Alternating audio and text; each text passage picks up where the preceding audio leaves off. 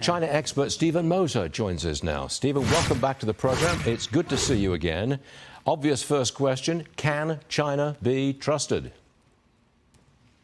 Well, thanks for introducing me earlier as a China hawk, because I've been a China hawk for a long time, as you know. We've done this show many times. And in the beginning, around 2000, I was a hawk in a flock of doves. And all the doves, however, in the past 25 years have gone to China, invited to banquets by Chinese party officials where they failed to realize when they were being wined and dined that they were the main course.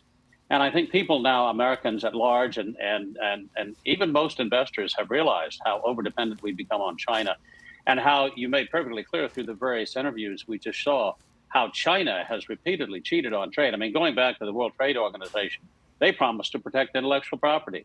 They promised to open their domestic markets. Really, very little of that happened. All the problems when they occurred were papered over with promises, verbal promises, and paper promises that weren't worth the paper they were written on.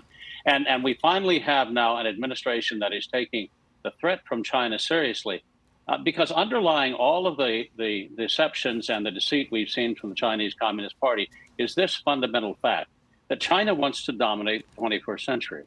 And it will do anything and everything it can to make sure that that happens. So we have to view every transaction with China through that light from a national security lens.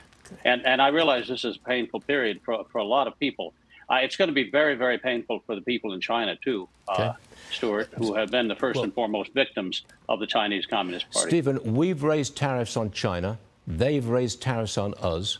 China has restricted rare earths exports. They've halted deliveries of Boeing jets. Are we at the point where this tariff fight is out of control? Well, I don't think you can ever say that it's out of control. I think that China has now played almost all of the cards that it's going to be able to play. What is it going to be able to do now? Is it going to shut down iPhone production lines in China? Is it going to shut down Elon Musk's products that he makes in China, sells in China, and sells to the rest of the world, but not the United States? I don't think so. Those are major projects that underpin the Chinese economy. And what's going to happen now, what's happening right now on the local level, I spent years in China talking to ordinary people. I know the small businessmen in China, the guys that run the small and medium-sized factories. They have shut down. Those factories are done. Those millions of employees are going home, except they can't go home because their parents came from the villages 40 years ago to work in the factories. They were raised by their grandparents 20 years ago. Those villages are now shutting down. They're old. The elderly in the villages are old and dying. There's no soft rice paddy for them to land on again. China will have a huge population of unemployed, displaced workers in the years to come. And I think China is going to be absorbed with its internal problems and be forced to deal with those first. And they're going to back off on the tariff war. You think we hold all the big cards and we are going to win? 30 seconds, last to you. I do, absolutely. 1/3 of the consumer products in the world are purchased by the United States. Where are the artificial Christmas trees and lights going to go? Where are all the other products that American consumers buy feverishly from China? They can't sell them anywhere else. They can't sell them to Chinese domestically because everyone in China has been told to get ready to eat bitterness by Xi Jinping.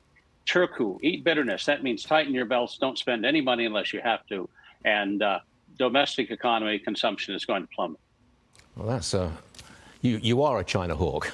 I know you've been a China hawk for a very long time. You're definitely a China hawk now. Stephen? I have a lot of company now, Stuart. Okay, yes, you do. Come back and see us sometime. Frequently, please. Thank you, Stephen Mosher. Look forward to.